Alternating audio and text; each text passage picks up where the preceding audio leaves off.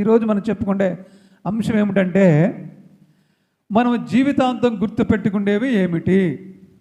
మనం పెళ్లి రోజు గుర్తుపెట్టుకుంటాం, బర్త్డేలు గుర్తుపెట్టుకుంటాం, మనం ఎవరికైనా అప్పిస్తే గుర్తుపెట్టుకుంటాం, 10,000 ఇస్తే జీవితాంతం కూడా గుర్తుపెట్టుకుంటాం. ఇంకా జీవితంలో జరిగిన అనేక సంఘటనలు మనం గుర్తుపెట్టుకుంటాం. మనల్ని ఎవరైనా ఆపదలో పొందుకున్న వాళ్ళు మర్చిపోయినా కానీ సహాయం చేసిన మనం మాత్రం జీవితాంతం పలానా వాళ్ళకి నేను పలానా సహాయం చేశాను. పొందుకున్నవాడు మర్చిపోవచ్చు కానీ చేసిన వాళ్ళు మాత్రం మర్చిపోరు. ఇలా అనేక రకాల పనులు మనం గుర్తుపెట్టుకుంటూ ఉంటాం, జీవితాంతం గుర్తుపెట్టుకుంటాం. ఏ విషయంలో కూడా మనము కొన్ని వాటిని మర్చిపోం. కొన్ని సంఘటనలు కూడా, ఏదైనా భయంకరమైన పరిస్థితి ఏర్పడింది అనుకోండి ఎవరికైనా ఎప్పుడైనా, అది కూడా జీవితాంతం గుర్తుండిపోద్ది, గుర్తుపెట్టుకుంటారు. ఓకే, మంచి చెడు, కష్టము సుఖము ఏమైనా కొన్ని జీవితాంతం గుర్తుపెట్టుకునే సంఘటనలు మనుషులకు ఉంటాయి. మంచిది, పెళ్లి రోజు, పుట్టినరోజు, అప్పులు, ఇవే గుర్తుపెట్టుకోవడం కాకుండా ఇంకా ఏం గుర్తుపెట్టుకోవాలి అనేది ఈరోజు మన యొక్క వాక్యము సబ్జెక్ట్, ఈరోజు అంశం అది. ఇంకా ఏం గుర్తుపెట్టుకోవాలి మనం?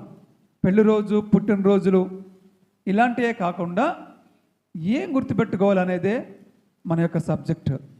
ద్వితీయోపదేశకాండము 4వ అధ్యాయము 9వ వచనం.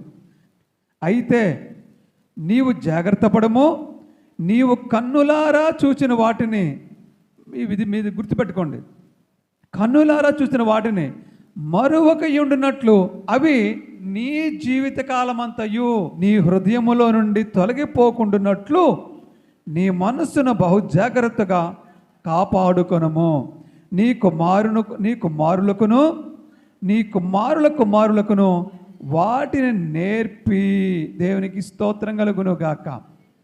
ఈరోజు నువ్వు గుర్తుపెట్టుకోవాల్సిన విషయంలో ఏంటంటే, ఈ ద్వితీయోపదేశకాండము 4వ అధ్యాయము 2వ వచనం 4వ అధ్యాయం 9వ వచనం ప్రకారంగా నువ్వు గుర్తుపెట్టుకోవాల్సినవి ఏమిటంటే, దేవుడు నీ జీవితంలో చేసిన ఆశ్చర్య కార్యములన్నిటినీ కూడా, దేవుడు నీ జీవితంలో చేసిన గొప్ప మేలు అన్నిటిని కూడా మర్చిపోకుండా నీ జీవితాంతం గుర్తుపెట్టుకోవాలంటండి. దేవుడు ఏం చేశాడు నీ జీవితంలో, ఎలాంటి కార్యాలు చేశాడు, ఎలాంటి మేలులు చేశాడు, ఏ టైంలో ఏం చేశాడు, నువ్వు ఆపదలో ఉన్నప్పుడు ఏం చేశాడు, కష్టాల్లో ఉన్నప్పుడు ఏం చేశాడు, వ్యాధిలో ఉన్నప్పుడు ఏం చేశాడు, అప్పుల్లో ఉన్నప్పుడు ఏం చేశాడు, చనిపోయే స్థితిలో ఉన్నప్పుడు ఏం చేశాడు, ఇలాంటివన్నీ కూడా నీ జీవితంలో నీకు దేవుడు ఏం చేశాడో ఆ కార్యాలన్నీ కూడా నీ జీవితకాలం అంతా కూడా గుర్తుపెట్టుకోవాలంట.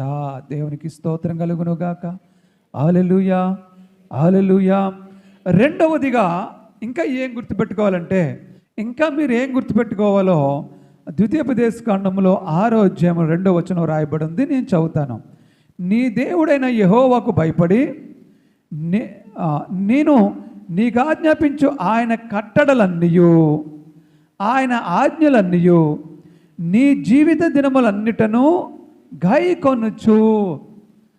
నీ జీవిత దినములన్నిటను అంటే నీ జీవితకాలం అంతయు నువ్వు ఏం గుర్తుపెట్టుకోవాలంట?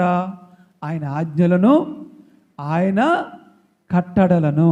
ఆయన ఆజ్ఞలు ఇస్తారు కదా, ఆయన కట్టడలు ఇస్తారు కదా. కొన్ని కట్టడలు ఉంటాయి, కట్టు లేకపోతే ఇష్టానుసారంగా తిరుగుతారు కదా. ఎవరైనా మనుషులైనా ఏమైనా కట్టకపోతే పశువులు ఏం చేస్తాయి? రాత్రి ఇంటికి వచ్చేటప్పుడు పశువుల్ని కట్టికి రాకపోతే ఏం చేస్తాయి? అవి ఆ రాత్రి అంతా ఇష్టానుసారంగా తిరుగుతాయి. ఓకే, అలాగే ఏదైనా సరే కట్టు ఉండాలి. మనిషికైనా సరే దేవుని కట్టడ ఉండాలి, దేవుని నియమాలు ఉండాలి. దేవుని నియమాలు మనిషికి లేకపోతే, కట్టడం లేకపోతే, ఆయన ఆజ్ఞ లేకపోతే మనిషి కూడా ఇష్టానుసారంగా జీవిస్తాడు, మనిషి కూడా ఇష్టానుసారంగా బ్రతుకుతాడు. అందుకు కాబట్టే దేవుడు ఏమంటున్నాడంటే, నేను మీకు కొన్ని కట్టడలు ఇచ్చాను, కొన్ని ఆజ్ఞలు ఇచ్చాను, వాటిని మీరు జీవితాంతం గైకొనండి, జీవితాంతం జ్ఞాపకం ఉంచుకోండి. అవి మర్చిపోవద్దు అసలు. పుట్టినరోజులు, పెళ్లి రోజులు ఇవే కాదు, అవి గుర్తుపెట్టుకోండి, సంతోషమే కాదని కాదు. అవే కాదు, వాటితో పాటుగా మీరు దేవుని చేసిన కార్యాలు గుర్తుపెట్టుకోవాలి, దేవుడిచ్చిన ఆజ్ఞలను కట్టడలను కూడా గుర్తుపెట్టుకోవాలని దేవుడు సెలవిస్తూ ఉన్నాడు. కట్టడలు ఉంటాయి కొన్ని. దేవుడు చెప్పిన పని వెళ్ళొద్దు మానేయాలి, తినొద్దు మానేయాలి, మాట్లాడొద్దు మానేయాలి, ఇలా కొన్ని ఉంటాయి. దేవుడు చెప్పిన పనులు అని కొన్ని ఆజ్ఞలు ఉంటాయి, కొన్ని కట్టడలు ఉంటాయి. అవన్నీ కూడా మనం పాటించాలి. వాటిని ఎప్పుడు మనం మర్చిపోకూడదు, జీవితాంతం గుర్తుపెట్టుకోవాలి. ఎప్పుడు మామూలుగా ఇవ్వలేదు దేవుడు. మోషేని సీనాయి పర్వతం మీదకి పిలిచి 40 రోజులు ఉపవాసం ఉంచి, కటిక ఉపవాసం ఉంచి, కడుపు మాడబెట్టేసి మంచినీళ్ళు కూడా ఇవ్వకుండా మోషే గారు 40 దినాలు 40 పగలు 40 రాత్రులు ఉన్నాడు పైన సీనాయి పర్వతం మీద. ఈ కట్టడలు రాసేటప్పుడు, ఈ ఆజ్ఞలు రాసేటప్పుడు 40 దినాలు పైన ఉంటే ఆయనకి మంచినీళ్ళు లేవు, భోజనం లేదు, స్నానం లేదు, ఏమీ లేదు. ఆయన కటిక ఉపవాసముతో 40 దినాలు, స్నానం ఉందో లేదో తెలియదు కానీ ఇక్కడ రాసింది మాత్రం అన్నపానాలు లేవు ఆయన కానీ రాయబడి ఉంది. 40 రోజులు దేవుడితో గడిపాడు. దేవుడితో గడిపితే మహిమ శరీరం అయిపోద్ది, స్నానం చేయవలసిన అవసరం కూడా ఉండదు. నిజానికి మోషే గారు కిందకి దిగి వచ్చేటప్పుడు శరీరం అంతా దగదగ మెరిసిపోయిందంట, కింద ఉన్న ప్రజలు చూడలేకపోయారంట. అలాంటి వ్యక్తికి స్నానం కూడా అవసరం లేదని నా అభిప్రాయం. దేవుడితో గడిపాడు కాబట్టి దేవునికి స్తోత్రం కలుగును గాక. అమ్మ కొంచెం ముందుకు వచ్చి కూర్చోమ్మా, వెనకాల కాదు. దేవునికి స్తోత్రం కలుగును గాక. హల్లెలూయా. కాబట్టి అలాగా కటిక ఉపవాసంతో కడుపు మార్చుకుని 40 దినాలు పైన ఆ ఆజ్ఞలు రాసుకొచ్చే సమయంలో కిందున్న ప్రజలు ఏం చేశారు తెలుసా? ఆయన వెళ్ళేటప్పుడు ఒక ఆజ్ఞ పెట్టి వెళ్ళాడు. మోషే గారు కొండ ఎక్కేటప్పుడు కింద ఒక ఆజ్ఞ పెట్టి వెళ్ళాడు. ఏమనంటే, మీరెవరు కూడా ఈ కొండను సమీపించకండి, నేను వచ్చేంత వరకు మీరు జాగ్రత్తగా ఉండండి, మీరు అటు ఇటు తిరగకండి, అటు ఇటు కదలకండి, ఎటో పోకండి అని చెప్పి వారందరికీ కొన్ని మాటలు జాగ్రత్తలు చెప్పి వాళ్ళ కాపలాగా అహరోన్ను పెట్టి ఆయన కొండెక్కాడు. కొండెక్కేటప్పటికి నేను 40 రోజుల్లో వస్తానని ఆయన చెప్పలేదు. ఏమో ఎన్ని రోజుల్లో వస్తాడు ఆయనకేం తెలుసు? ఎన్ని రోజుల్లో వస్తారో తెలుసా? తెలియదు కదా. ఎక్కాడు, పైకి ఎక్కాడు. వీళ్ళు చూశారు, సాయంత్రంకి వచ్చేస్తాడు అనుకున్నారేమో. వీళ్ళు చూశారు, రాలేదు. రేపు వచ్చేస్తాడు అనుకున్నారు, రాలేదు. ఎల్లుండి వచ్చేస్తాడు, రాలేదు. వారం అయిపోయింది, రాలేదు. 10 రోజులు అయిపోయింది, రాలేదు. కింద ఉన్న ఇశ్రాయేలు ప్రజలు కొన్ని లక్షల మంది ఉన్నారు. అహరోనేమో వాళ్ళ కాపలాగా ఉన్నాడు. అలా అలా అలా అలా నెల అయిపోయింది. వీళ్ళు ఒక ఆలోచనకు వచ్చేసారు, ఇంకేమైపోయాడో, మమ్మల్ని ఎక్కడ తీసుకొచ్చి నట్టేట్లో ముంచేసి ఎక్కడికో పోయాడు అనుకుని అలా నిప్పుల మీద నిలబడ్డారు. 40 రోజులు అయిపోయింది కానీ ఆయన రాలేదు. వీళ్ళు అంటున్నారు కిందుండి, ఇదిగో హరాను, ఆ మోషే అనువాడు ఏమాయనో మాకు తెలియదు. ఆ మోషే అనువాడు ఏమాయనో అంటే అప్పుడే దూరం పెరిగిపోయింది మోషేకి ఇశ్రాయేలు ప్రజలకని. నువ్వు వచ్చేసేసి మాకు దేవుణ్ణి తయారు చేయి, మాకు దేవుణ్ణి తయారు చేసి నువ్వు మాకు లీడర్గా ఉండు, మనం వెళ్ళిపోదాం రా అన్నాడు. మన దేవుడు యెహోవా కదా, మనకు దేవుడు ఇంకేంటంటే, ఏం పర్లేదే రావాయో బాబు, ఇదిగో ఈ బంగారంతో పట్టుకెళ్ళి ఏదోటి చేయి అన్నారు. ఒక దూడను చేశారు. దూడను చేసాం, ఈ దూడే మన దేవుడు, ఈ దూడను మనం ఆరాధిద్దాం అన్నారు వీళ్ళందరూ. అంటే అహరోను గారు అన్నారు, లేదయ్యా, దూడల్ని ఎద్దుల్ని మనం ఆరాధించకూడదు, మన జీవం గల దేవుడిని ఆరాధించాలంటే వాళ్ళందరూ ఏమన్నారు తెలుసా? పర్లేదు, ఈ దూడకి యెహోవా అని పేరెడదాం. ఏం పెడదాం? ఈ దూడకు కూడా యెహోవా అని పేరెట్టేద్దాం, అలాగే ఆరాధించేద్దాం, అన్నీ కలిసిపోతాయి, అందులో కొట్టుకుపోతాయి. మీరు అనుకుంటారు మనం యేసయ్యకే చేస్తున్నాం కదా ఇవన్నీని, అందు కాబట్టి మనం పరలోకం వెళ్ళిపోతాం, మనకు వచ్చిన భయం ఏమీ లేదు, మనకి దేవుడు మన కార్యాలన్నీ కూడా ఆయన గుర్తిస్తాడు, మనం ఏం చేసినా కానీ బాప్తిసం తీసేసుకున్నాం కాబట్టి మనము పరలోకం వెళ్ళిపోతాం అని అనుకుంటారు. కానీ అలాంటి వాళ్ళు పరలోకానికి ఎంత మాత్రం కూడా వెళ్ళరు.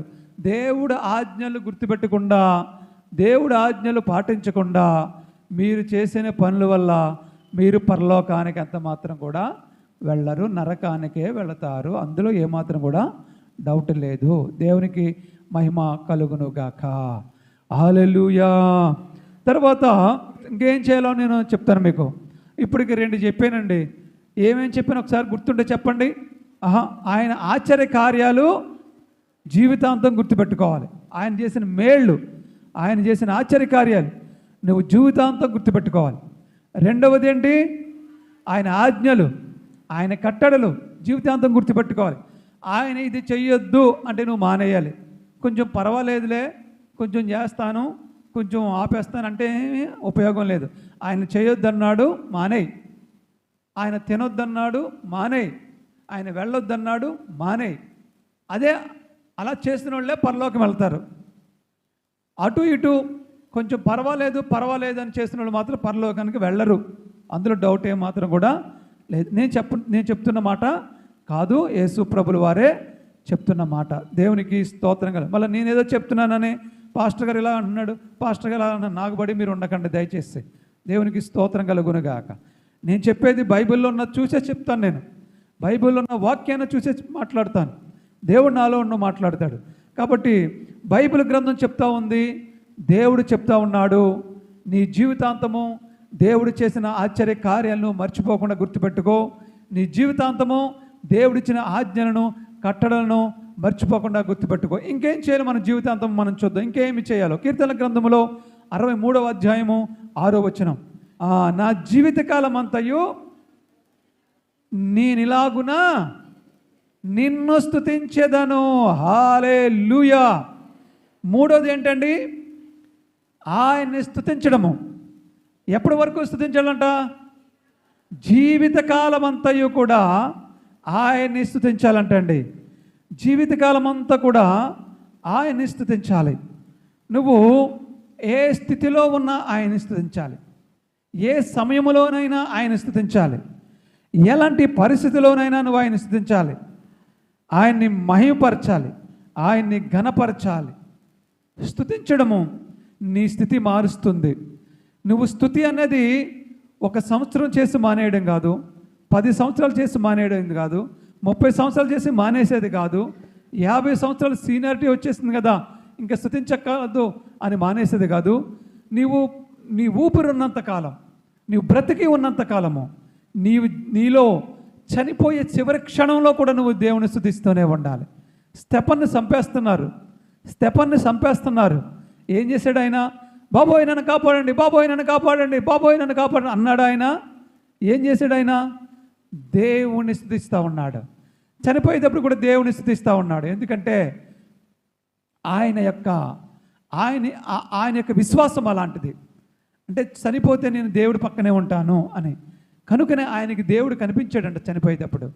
కాబట్టి ఈ స్తుతించడం అనేది ఎప్పటి వరకు చేయాలంటే చనిపోయే చివరి క్షణం వరకు కూడా. అంటే నువ్వు 100 సంవత్సరాలు జీవించినా 100 సంవత్సరాలైనా నువ్వు ప్రాణం పోవద్దు కదా, ఆ ప్రాణం పోయే చివరి వరకు కూడా దేవుని స్తుతించడం మానకూడదు. అవునా? ఆమేన్, హల్లెలూయా. దేవుణ్ణి ఘనపరచడం మానకూడదు, దేవుణ్ణి గొప్ప చేయడం మానకూడదు, దేవుణ్ణి ఆరాధించడం మానకూడదు.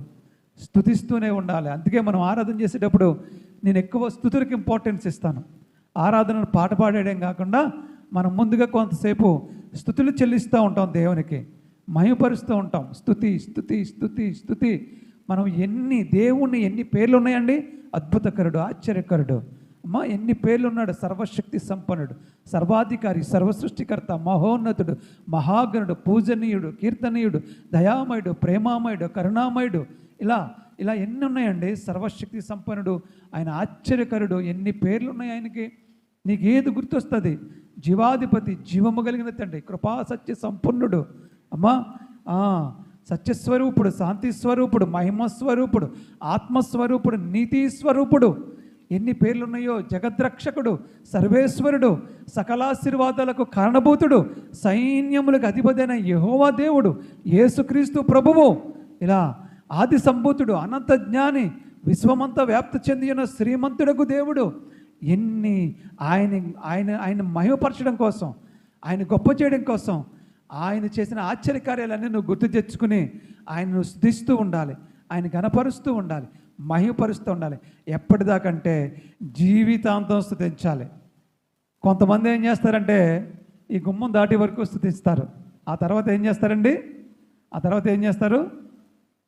లోకంలో కలిసిపోతారు. లోకంలో ఉన్నాయన్నీ స్తుతిస్తారు బయటికి వెళ్ళిపోయాక. ఈ లోపల ఉన్నంతసేపే పాస్టర్ గారు చెప్పేటప్పుడు మాత్రం వింటారు. కొంతమంది అయితే చెప్పేటప్పుడు కూడా వినరు, కొంతమంది చెప్పేటప్పుడు కూడా వినరు. ఇశ్రాయేలు ప్రజలు ఏం చేశారు?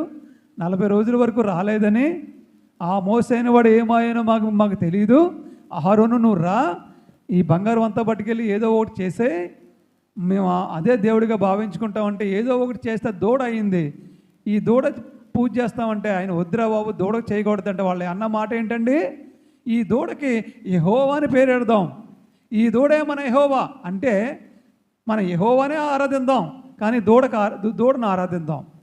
దేవుడు జీవము కలిగిన దేవుడు కాబట్టి నాకు చెందవలసిన మహిమ నేను ఎవరికి చెందనివ్వనని దేవుడు చెప్తా ఉన్నాడు. కాబట్టి నువ్వు ఈ దూడను ఆరాధిస్తే యేసు ప్రభుని ఆరాధించినట్టు కాదు అని అక్కడ మోషే వచ్చిన తర్వాత ఆ ప్రజలకు అందరికీ అర్థమయ్యేలాగా దేవుడు మోషే ద్వారాగా వాళ్ళని కొంత శిక్షిస్తాడు, కొంతమందికి అర్థమయ్యేలా చెప్తాడు. అంటే ఈ రోజున అలాంటి ఇశ్రాయేలు ప్రజలు పోలిన వారు మీలో చాలామంది ఉన్నారు. గుర్తుపెట్టుకోరు, కానీ గుర్తుపెట్టుకోకూడని వాటిని గుర్తుపెట్టుకుని ఇశ్రాయేలు ప్రజలు ఇసుకించినట్లుగా దేవుణ్ణి మీరు ఇసుకిస్తూ ఉంటారు. ఇశ్రాయేలు ప్రజలు దేవుణ్ణి ఇసుకించారా? ఇసుకించలేదా? ఆయాస పెట్టారా? ఆయాస పెట్టలేదా? దుఃఖ పెట్టారా? దేవుని దుఃఖ పెట్టలేదా? వాళ్ళ ఇసుకించినందుకు, వాళ్ళు దుఃఖ పెట్టినందుకు, వారు ఆయాస పెట్టినందుకు, వారు బాధ పెట్టినందుకు 40 సంవత్సరాలు అరణ్యంలోనే వాళ్ళ చుట్టూ తిరుగుతూనే ఉండిపోయారు. వాళ్ళ చేసినటువంటి పనికి మోషే గారు బలైపోయాడు. ఎవరు బలైపోయాడు? మోషే గారు బలైపోయాడు. మోషే గారు చివరికి కానాను దేశం వెళ్ళలేకపోయాడు. మోషే గారు ఇశ్రాయేల్ ప్రజల్లాగే ఆయన కూడా వెళ్లకుండా ఆగిపోయవలసి వచ్చింది. ఐగుప్తు దేశం నుంచి బయలుదేరి వచ్చిన ఇశ్రాయేల్ ప్రజల్లో 2 మాత్రమే వెళ్ళారు, మిగతా వాళ్ళందరూ అరణ్యంలో ఉండిపోయారు, కాలగర్భంలో కలిసిపోయారు. వాళ్ళు కాలేబు, యెహోషువ మాత్రమే ఇశ్రాయేలు ప్రజల్ని 2వ తరం వాళ్ళని తీసుకుని, వాళ్ళకు పుట్టిన సంతానం తీసుకుని కానాను దేశానికి వెళ్ళగలిగారు. కారణం ఏమిటంటే వాళ్ళు విననొల్లని ప్రజలై ఉన్నారు. వాళ్ళు అవిధేయత చూపిస్తున్న కారణంగా వారు కానాను దేశం వెళ్ళలేకపోయారు. ఈ రోజున మీరు నేర్చుకోవాల్సిన పాఠం ఏమిటంటే మీరు కూడా విననొల్లని ప్రజలుగా ఉండకూడదు, అవిధేయత చూపకూడదు, మీరు దేవునికి ఆయాస పెట్టేవారిగా ఉండకూడదు, దేవుని దుఃఖపరిచేవారిగా ఉండకూడదు. అలా చేసిన ఇశ్రాయేలు ప్రజలు ఏమీ బాగుపడలేదు, అరణ్యములోనే రాలిపోయారు. మీరు అలా కాకూడదంటే ఇశ్రాయేలు ప్రజలు చేసినట్లుగా కాకుండా దేవుడు చెప్పినట్లుగా దేవుని మాటకు మీరు లోబడి జీవించాలి, దేవుని మాటకు మీరు విధేయులై జీవించాలి, దేవుని ఆజ్ఞలకు మీరు పాటిస్తూ జీవించాలి, జీవితాంతము దేవుణ్ణి స్తుతిస్తూ ఉండాలి. ఏం చేయాలండి? చెప్పాలి అందరూ కూడా. జీవితాంతం ఏం చేయాలి? ఇప్పుడు 3 చెప్పాను నేను. ఫస్ట్ది ఆయన చేసిన ఆశ్చర్య కార్యాలు జీవితాంతం గుర్తుపెట్టుకోవాలి. 2వది ఆయన ఆజ్ఞలు కట్టడలు జీవితాంతం గుర్తుపెట్టుకోవాలి. 3వది జీవితాంతము ఆయన్ని స్తుతిస్తూ ఉండాలి. ఇందులో కామన్ పాయింట్ ఏంటి? జీవితాంతము అనేది కామన్ పాయింట్. నువ్వు జీవితాంతము చేయవలసిన పనుల గురించి ఈరోజు మనం మాట్లాడుకుంటూ ఉన్నాం. 4వదిగా నువ్వు ఇంకా జీవితాంతం ఏం చేయాలో దేవుడు చెప్తున్న మాట కీర్తనల గ్రంథంలో నుండి 104వ కీర్తన 33వ వచనము. నా జీవితకాలం అంతయు నేను యెహోవాకు కీర్తనలు పాడుదును, దేవునికి మహిమ కలుగును గాక. నేనున్నంత కాలము నా దేవుని కీర్తించెదను. నువ్వేం చేయాలంటే 4వదిగా నీ జీవితకాలం అంతయు నీవు యెహోవాకు కీర్తనలు పాడాలంట. యేసు ప్రభు కీర్తనలు పాడాలి. నేర్చుకోండి మీరందరూ కూడా. ఏమి నేర్చుకోవాలి? సినిమా పాటల? ఏం పాటలండి? కొత్త ఈ మధ్య వచ్చిన సినిమాల్లో పాటలు మాత్రం పాడేయమంటే పాడేస్తారు. కుర్రోళ్ళు, మగవాళ్ళు. స్త్రీలు పాడరండి పెద్దగాను. స్త్రీలు సీరియల్స్లో పాటలు పాడతారేమో ఏమా, అవి కాదు. కానీ నువ్వు నీ కిచెన్ రూమ్లో నువ్వు వంట చేస్తున్నప్పుడు ఒక పాట పాడు. ఏం పాట పాడాలి? ఏదో పాట, యేసు ప్రభు పాట పాడు, ఏదో పాట, దేవుని పాట పాడు, యేసయ్య పాట పాడు. నీకు ఏ పాట వస్తే పాట పాడు. లేకపోతే నేను దేవుడు నా చేత రాయించిన పాట పాడు. నేను పాడుతున్నాను కదా, నేను రాసి రిలీజ్ చేసిన పాట ఉంది, అది పాడండి, అది నేర్చుకోండి. ఏదైనా దేవుని స్తుతించడమే, దేవుని ఘనపరచడమే, దేవుని మహిమపరచడమే. నువ్వు వంట చేస్తూ పాట పాడు, నువ్వు ఇంటి దగ్గర నీ ఇంటిని శుభ్రపరుస్తున్నప్పుడు, నువ్వు నీ వాకిలిని తుడుస్తున్నప్పుడు, నీ ఇంట నీ హాలు నువ్వు శుభ్రం చేస్తున్నప్పుడు, నీ పాత్రలు నువ్వు శుభ్రం చేస్తున్నప్పుడు దేవుణ్ణి పాట పాడుతూ నువ్వు పని చేసుకో. దేవుణ్ణి నీ జీవితాంతం కూడా నువ్వు కీర్తనలు పాడుతూ ఉండాలి. ప్రతిరోజు దేవుని స్తుతిస్తూ, ఆయన్ని ఆరాధిస్తూ, ఆయన కీర్తిస్తూ ఉండాలి. మందిరంలో కూడా పాటలు పాడు, మందిరంలో నువ్వు పాటలు నేర్చుకో. పాటలు నేర్చుకుని సమయంలో మాత్రమే పాడాలి. పాటలు పాడమన్నాం కదా అని చెప్పేసి మీ ఇష్టం వచ్చినట్టు టైం అంతా మీరు తినేస్తే కుదరదు. ఎప్పటి వరకు పాడాలి? పాస్టర్ గారు టైం ఉంటుంది, ఒక టైము ఆరాధన లేచే టైము. ఆ టైము ఏ టైం అవుతుందో ఆ ఇన్ టైంలో నువ్వు పాడుకోవాలి. ఇన్ టైంలోనూ మీరు అందరూ వచ్చి, మనుషులందరూ ఉన్నప్పుడే మేము పాడుకుంటాం, మనుషులందరూ మా పాట వినాలి, మనుషులందరూ విని నన్ను మెచ్చుకోవాలి అంటే అందరూ అప్పుడే పాడతామంటే టైం సరిపోద్దా? మరి చెప్పండి, సరిపోద్దా?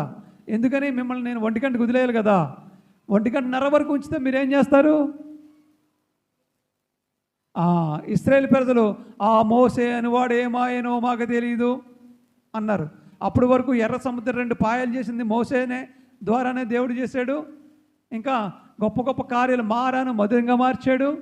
ఏలీములో 70 ఈత చెట్లు 12 నీటి బొగ్గలు ఇచ్చాడు. మోసే ద్వారాగానే దేవుడు ఇవన్నీ చేశాడు. ఇన్ని కార్యాలు చేసి ఇంత కళ్ళారా ఒక మోసే అనే మనిషి చేతి కర్రతో ఆ భయంకరమైన మహాసముద్రాన్ని 2 పాయలు చేసినప్పుడు ఈ మనిషి ఎలాంటి వాడో వాళ్ళు చూసి కూడా బేగా రాలేదని అంటున్నారు వాళ్ళు. ఆ మోసే అనువాడు ఏమాయనో, అనువాడు అంటే ఎంత దూరం పెరిగిపోయింది. ఏమన్నారు వాళ్ళు? అహరోను గారు ఏది మన అయ్యగారు చాలా రోజులైంది వెళ్ళి, మోసే గారు చాలా రోజులైంది ఇంకా రాలేదేంటి పాపం, ఏమన్నా అయిందంటావా? చూసొద్దామా వెళ్ళి, కొన్ని ప్రార్థన చేద్దామా దేవునికి, ఆయనకి ఏదైనా ఆపద సంభవించిందేమో, ఏంటి మన భోజనం లేదు ఆయన దగ్గర, నీళ్లు లేవు, ఎలా ఉన్నాడు ఆయన? యోగక్షేమాలు అడుగుతారా? లేకపోతే వచ్చి ఆ మోసే అనేవాడంటే చాలా దూరం అయిపోయింది.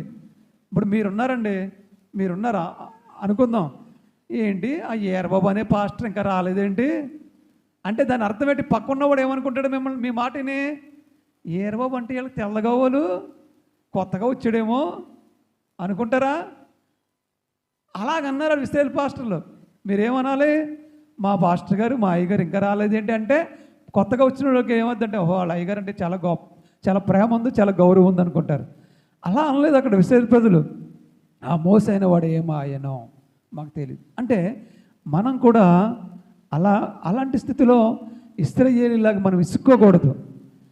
గంట లేట్ అయిందంటే అరగంట లేట్ అయిందని మనం విసుక్కుంటాం. కాబట్టి మీరు పాటలు పాడేటప్పుడు ఎలా పాడాలంటే ముందుగా వచ్చేసేసి, ఎవరున్నా ఎవరు లేకపోయినా మీరు మైక్ పెట్టుకుని శుభ్రంగా చక్కగా పెందల కడే వచ్చి చక్కగా పాటలు పాడుకోండి, ఎక్కువ పాటలు పాడుకోండి.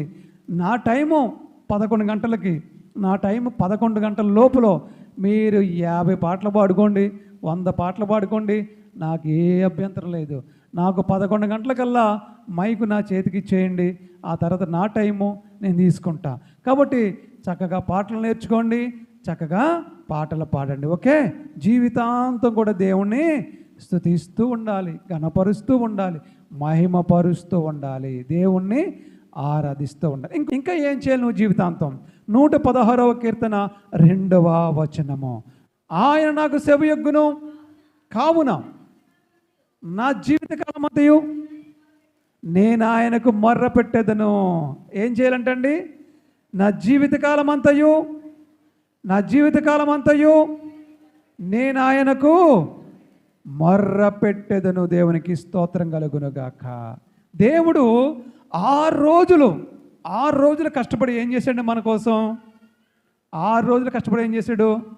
భూమిని సృష్టించాడు, ఆకాశాన్ని సృష్టించాడు, పగలు వెలుగుని సృష్టించాడు, చక్కగా సూర్యుని చంద్రుని అమర్చాడు.